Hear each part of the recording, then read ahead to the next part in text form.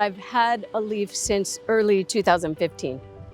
Liz Schwartz, who owns a small business on Oahu, says Hawaiian Electric fast chargers have made charging her EV a breeze.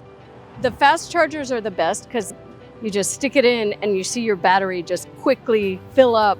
And in that short amount of time, you can get a lot done. Just one 15-minute charge is enough to provide drivers with over 40 miles of additional range. That's a trip from Hawaii Kai to Kapolei, upcountry Maui to the west side, or Kona to Waikoloa on Hawaii Island. There are Hawaiian Electric public electric vehicle fast chargers at malls and shopping centers across our service territory. They're great for people who are on the go. You can grab a quick charge between running errands or checking your email. There are more than 20 Hawaiian Electric chargers across the islands, and even more to come. You're doing something good for the environment, which is a huge plus. Not ever having to buy gas is fabulous. I don't think I'll ever go back to gas.